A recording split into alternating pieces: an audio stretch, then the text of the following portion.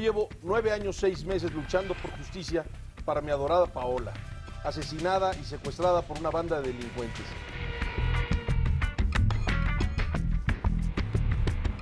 Y lo que yo buscaba era que el secuestro y homicidio de Paola no quedara impune, no fuera un número estadístico.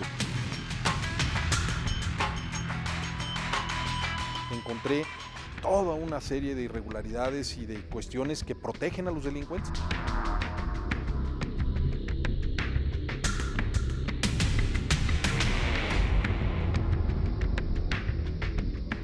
Mi hija fue secuestrada de mi casa de Tepoztlán y entonces pues fue empezar a ver en Tepoztlán quién sabía de secuestros, quién sabía de alguien que hubiera sido secuestrado. Una vez que conseguí algunos nombres, buscar entrevistarme con esas personas, que me platicaran cómo habían sido sus secuestros, a qué horas, cuántas personas, qué tipo de calzado tenían, cómo hablaban, las alturas, la complexión física, toda una serie de puntos. Y entonces empecé a encontrar el modus operandi coincidente con otros secuestros. El horario era muy de madrugada, siempre era metiéndose a la casa, siempre era enmascarados. En el caso de mi casa, bueno, se metieron con máscaras de luchadores para no ser identificados. Se llevaban el coche de la propia víctima para poderla secuestrar. Entraban a la casa sin autos, brincándose bardas y usaban el coche de la víctima para salir. Entonces empecé a encontrar las coincidencias y bueno, pues a partir de ahí dije, ok, ya sé que estoy hablando de un grupo más o menos organizado, y entonces empiezas a investigar al grupo mismo, ¿no? Y no faltó alguien que me dijera, oye, a mí me secuestraron, pero mira, coincidentemente nosotros teníamos X perro y el perro no ladró. Y el perro no ladró porque, pues evidentemente conocía a la persona. Bueno, ¿y quién había trabajado pues conmigo? Trabajó fulanito de tal. Y a partir de ahí, y pues fíjate que tal otro, y así empiezas a sacar información hasta que finalmente llegas a saber dónde vivían, quiénes eran, todo lo habido por haber, y empiezas a poderlos buscar identificándolos.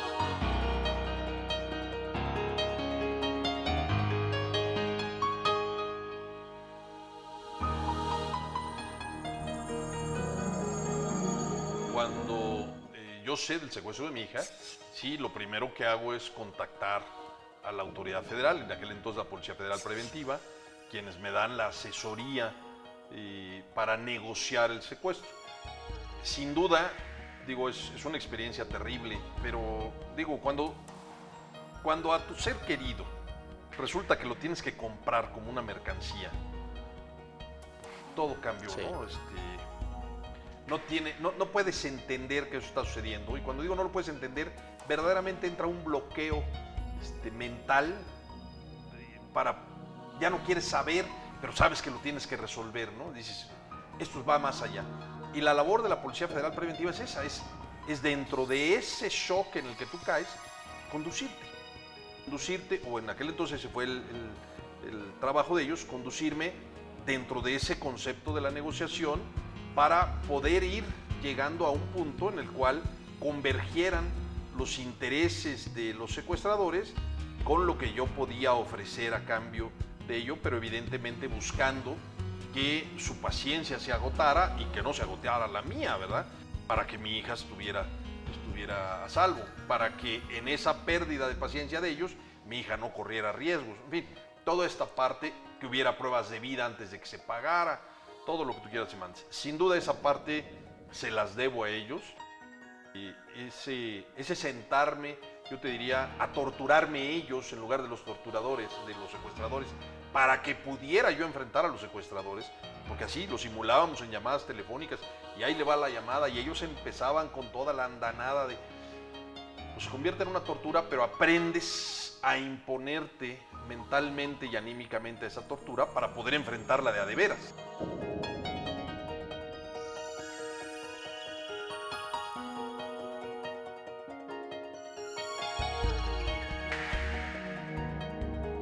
Yo la búsqueda que hago, finalmente, no es una búsqueda, bueno, probablemente, digo, mal haría yo en decirlo, es con ganas de matarlos, con ganas de molerlos, con ganas de triturarles todos los huesos de su cuerpo y no matarlos, dejarlos para que el resto de su vida no pudieran caminar, no pudieran empuñar un arma.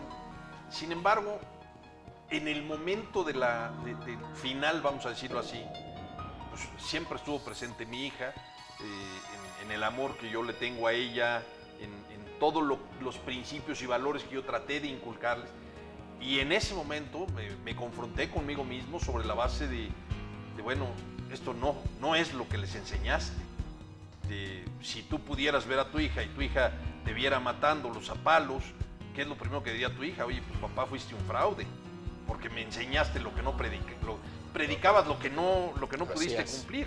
Entonces, esa parte de la presencia de mi hija y del amor de mi hija fue lo que en un momento determinado, ya el decisivo, me hizo contenerme en muchas cosas. También, nunca lo he negado, tengo una fe religiosa que me conservó muy en la vertical.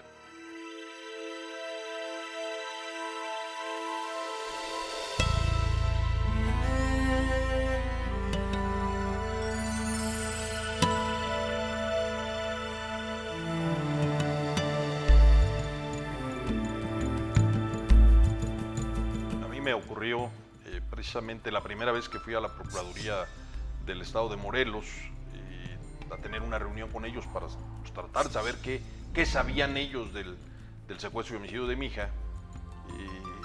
Yo decidí que primero la enterraba y después veía yo todo lo demás. Y entonces me recibió el que era director general de averiguaciones previas en aquel entonces, Buenrostro Grimaldi, con el director de la ministerial y bueno, toda una mesa ahí de como 10 o 12 personas enfrente de mí. Y yo iba simplemente con uno de los amigos de mi hija que estaba presente cuando la secuestraron. Y me dicen, pues bienvenido, señor Gallo, pues díganos usted cómo murieron los secuestradores de su hija. 3 murieron después de cobrar el rescate. O sea, lo que me estaba diciendo es, pues díganos cómo los mató, ¿no? Digo, por respeto al auditorio, evidentemente no digo lo que les contesté, pero les menté la madre, así, tal cual, ¿no? Pegué de manotazo en la mesa y los mandé a donde tenían que ir. Ese es un recurso muy usual de la autoridad, agredirte para tratar de quitarse el problema de encima, para decir, bueno, pues no hay comunicación entre nosotros y entonces te dejan a ti en el malestar, tú ya no los buscas. En mi caso, efectivamente, pues, se dio el malestar, pero a la vez dije, esta bola de imbéciles no va a hacer nada. Si quiero saber qué sucedió, lo tengo que hacer yo, porque ellos no van a hacer nada.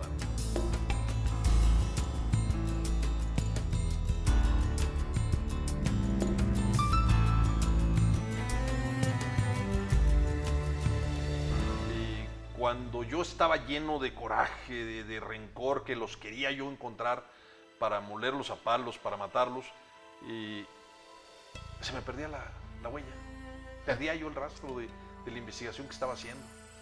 Y entonces, bueno, pues dejaba yo el seguimiento de ese sujeto y empezaba yo a ver qué otros elementos tenía con algún otro. Y entonces empezaba yo a seguir el hilito, me calmaba yo en el Inter y empezaba yo con el otro y empezaba yo a seguir. Y ya cuando sentía yo que traía mucha cercanía con, que iba yo de que, oye, pues alguien te decía, pues, sí, la semana pasada, aquí anduvo.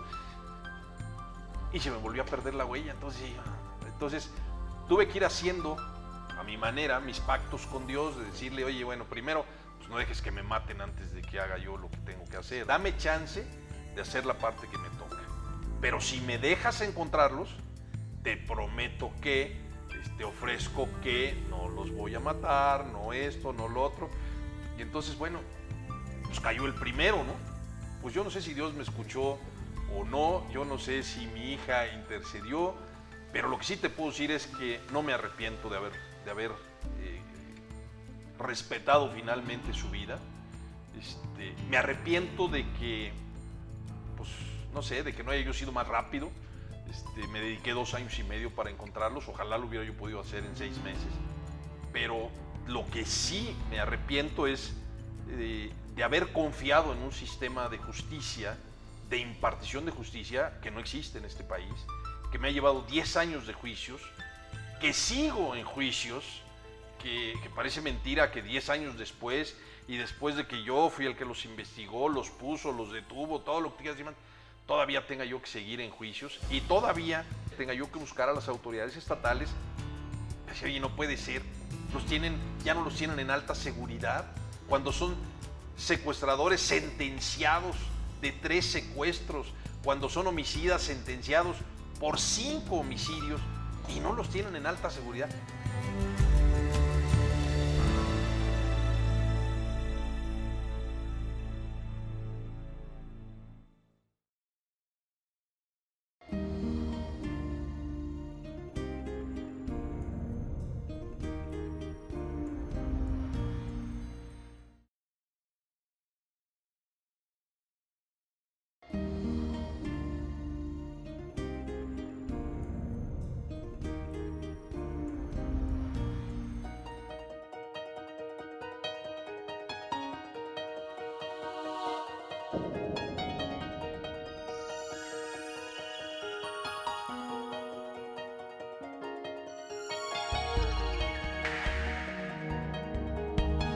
Mucho de lo que yo logré en cuanto a encontrarlos finalmente, ponerlos en manos de la justicia, y no solo en el caso de mi hija. Yo llevé a la mesa de la Procuraduría las investigaciones de otros secuestros que sirvieron para sentenciar a estos sujetos por secuestros cometidos por la misma banda y por homicidios también cometidos por la misma banda. O sea, no fue nada más el secuestro de mi hija, yo quería asegurarme de que nunca pudieran volver a salir de la cárcel. Pero esa parte de hacer todo ese trabajo y conocer a toda la gente que tuve oportunidad de conocer y recibir de ellos muchas veces la crítica de que no, lo que pasa es que usted es un papá, como si ser papá fuera sinónimo de ser imbécil. Me abrieron muchas puertas, me permitieron entender lo que era la amistad, lo que era el agradecimiento, lo que era el cariño desinteresado. Me permitieron conocer muchas cosas en términos de principios y valores que de otra manera yo no hubiera podido conocer. Bueno, para mí, si algo ha habido es una conciencia espiritual, una apertura de conciencia espiritual hermosa en toda la extensión de la palabra. Eso me ha permitido llevar mensajes, porque me han invitado a pláticas, a conferencias, no solo a grupos empresariales, también a universidades con jóvenes, para llevarles un mensaje de lo que sí puede hacerse, cómo sí puede vivirse con principios y valores.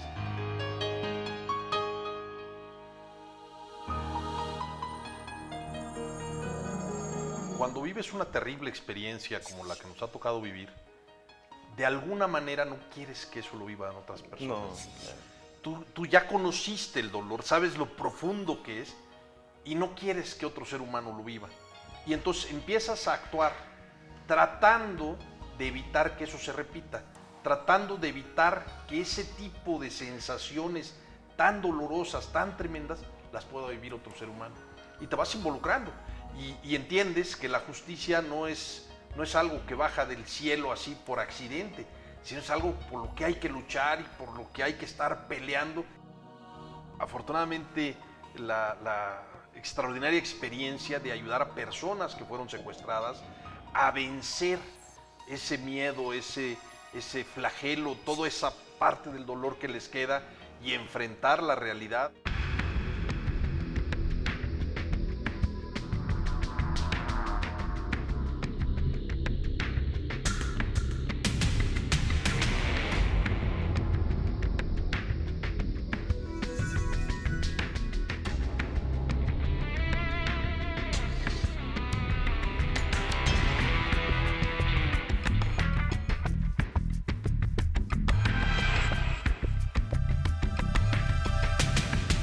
Hay una organización que se dedica a hacer encuestas de victimología a nivel nacional para establecer cómo están los distintos delitos. Esta institución el año pasado determinó que aproximadamente 50,000 personas fueron privadas ilegalmente de su libertad en este país. ¿Cuántos secuestradores hemos oído que han detenido? ¿300? ¿200? ¿100? Y ellos secuestraron a 50,000. Entonces, cuando decimos, mira, no es la pena lo que los va a inhibir en la comisión del delito, es saber que pueden ser detenidos. El delincuente no se detiene porque le digan, te vamos a dejar 60 años en la cárcel si te agarramos. Probabilidad de que me agarren, el 1% va. Es algo muy, muy barato para un delincuente. Si nosotros tuviéramos que, en lugar de que exista una impunidad del 98.5% en este país para los delitos, si tuviéramos que la impunidad es nada más del 20% y que quiere decir que el 80% de los delitos se resuelven, se reducirían, pero de inmediato, claro, en automático. Porque el delincuente diría, es que me van a agarrar. Todo indica que me van a detener muy, muy fácilmente, muy rápido. Como eso no sucede, entonces cuando decimos, oye, ¿a quién le quieres aplicar la pena de muerte? ¿A quién le quieres aplicar la cadena perpetua? Deténlos. Desgraciadamente, donde estamos hoy en día es en una necedad gubernamental del gobierno federal. Se ha sostenido en la misma línea de autoridad a las personas que tienen un criterio desde hace 15, 20 años, que vienen desde el CISEN, pasando por la Policía Federal Preventiva, la Agencia Federal de Investigaciones y la Secretaría de Seguridad Pública Federal, que han sostenido una sola línea, un solo criterio para combatir a la delincuencia, que se ha demostrado que no funciona. Para ellos es si el delincuente tiene una capacidad de fuego, yo tengo que tener una mayor capacidad de fuego. Para ellos es violencia contra violencia, y la violencia solo engendra violencia. Independientemente de eso, tenemos que tomar en consideración que la autoridad trabaja sobre una base planeada, el delincuente no. El delincuente trabaja sobre la base de la sorpresa, la intimidación, la emboscada, vamos, cosas que ocurren en un momento determinado, y entonces, bueno, pues estamos tratando de planear cómo combatir a un delincuente, pensando que él va a actuar planeadamente, y eso bajo ningún contexto sucede en la realidad. Es cierto que la delincuencia organizada había infiltrado las instituciones, pero se ha tomado el pretexto para legitimar toda la figura y la actuación presidencial de que había una delincuencia organizada a la que hay que combatir para que la droga no llegue a tus hijos, y nos han atiborrado de información sobre la maldad de las drogas, y con base en eso se descuidó el resto de los delitos. Con base en eso se nos olvidó que había el robo a transeúnte, el asalto a la pecera, el robo en casa habitación, el robo de coches, la trata de blancas, la trata de personas, el secuestro de indocumentados. Se nos olvidaron todos los demás delitos porque estamos persiguiendo exclusivamente al narco, y todas las fuerzas están dirigidas a ese, pero además persiguiéndolo con soldados. Pero además, independientemente de que se utilice soldados o policías, hay que prevenir. Lo más barato que hay para combatir el delito y al delincuente es prevenir el delito. En este país no existen políticas integrales de prevención del delito. Mientras no preveamos el delito, mientras no reconozcamos que ser pobre no es sinónimo de ser delincuente, claro, pero es un caldo de cultivo fundamental, si no resolvemos esta parte y entramos otra vez a la reconstitución del núcleo familiar para que la gente no tenga que estar saliendo a buscar todo el tiempo recursos, no vamos a resolver nada.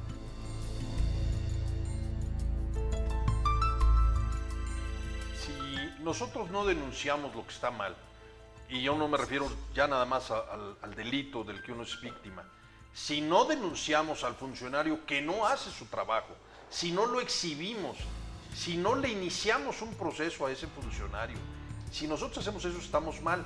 Lo que tenemos que hacer es tener la conciencia abierta para darnos cuenta de lo que estamos haciendo mal. Tenemos que entender y separar claramente la parte religiosa. Yo no me quiero meter en el tema porque cada quien tiene sus propias convicciones.